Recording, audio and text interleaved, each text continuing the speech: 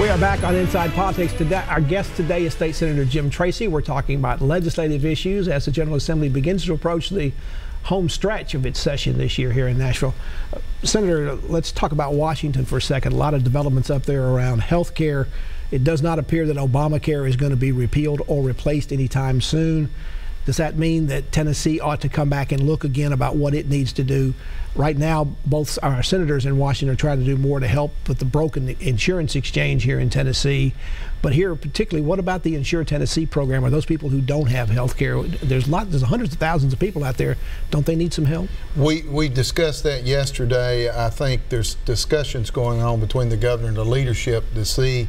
Right now we're on a hold basis to see what Washington does. The good thing for us in Tennessee, our TennCare program is a very stable program compared to other states. So we do a good job with that. We're going to be on a hold pattern to see what happens, I think, in the next month or so. Well, right now the governor has been quoted as saying he doesn't have any plans for a special session. It's kind of late in the session to be bringing up Insure Tennessee or some other kind of program. So yeah, I agree. That still might change. It could change. Anything is possible to change, Pat, but right now I don't see that. Speaker Beth Harwell appointed a legislative committee last year. They came back with what she called the TriStar program. She worked with some folks over at the Vanderbilt Medical School to come up with some plans about that. Could that also perhaps be an alternative? I think so, yes.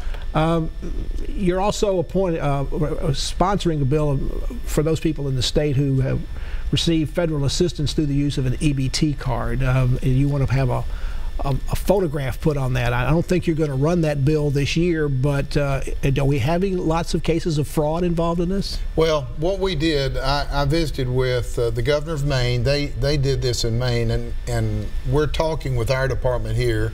It's going to take over the summer to get it worked out. But I do think that the benefits ought to go to the folks that qualify for the benefits.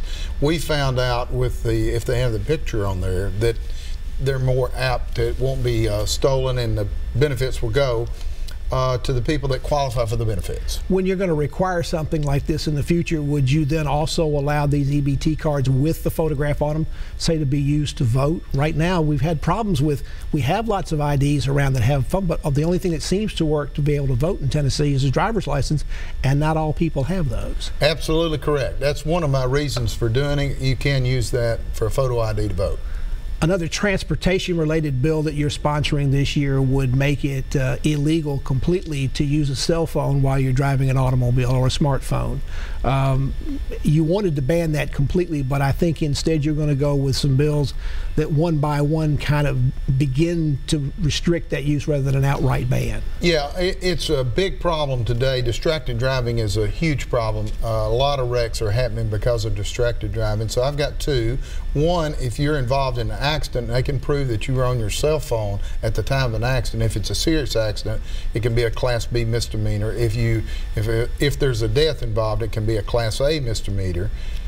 And also the other bill would restrict your use of cell phone in a active school zone, and that would mean you'd have to do hands-free. I think one of the concerns that people have had with bills like that, it's already illegal to text while you drive, and that's across the board ban, not just if you're in a school zone or some other place. But it doesn't appear the bill is often enforced, or the law is often enforced, and often hard to enforce for law enforcement people. They're not there when the wreck happens, and sometimes it's kind of hard, isn't it not, to prove that somebody's on a phone or doing a text? That is correct, and we're doing much better at that today, though. I know the Department of Safety is working on that now to make sure they're enforcing texting while driving, and they're doing a better job, and our local police force are more concentrated on it. You also mentioned schools a minute ago. There was a bill that went through the legislature a couple of years ago, passed in the Senate, failed by one vote in the House, that would allow in-state tuition for undocumented students, high school students that were born in this state. They are U.S. citizens, but because their parents were undocumented, they would not be able to have that in-state rate. That bill seems to be moving again. Is the Senate going to pass it first this time, or are you going to let the House take a crack at it before Speaker McNally seems to think he wants the House to move forward a little bit. We have moved it out of committee, and there's some amendments being put on it as we speak too.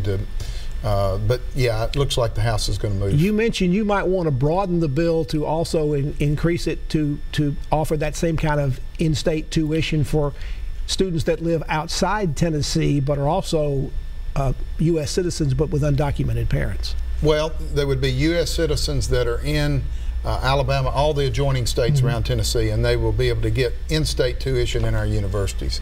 We're looking at doing that, and that'll help our universities, help our drive to 55 that the governor wants.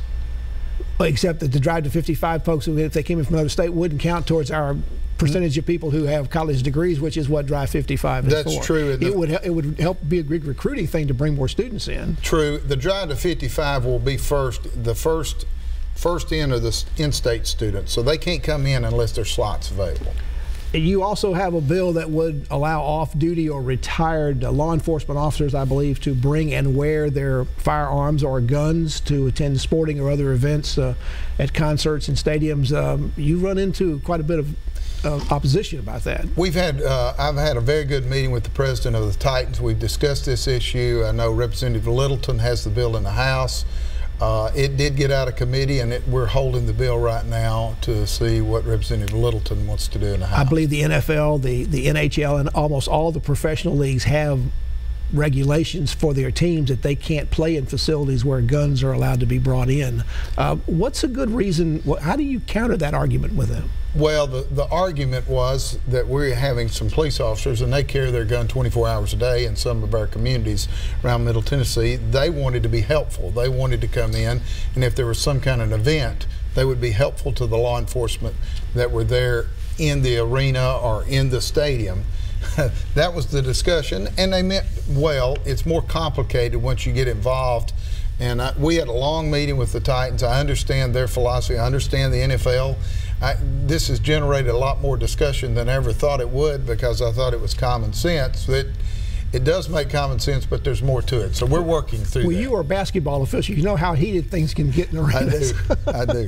State Senator Jim Tracy is our guest on Inside Politics. Back to continue our conversation about legislative matters in the state after this break.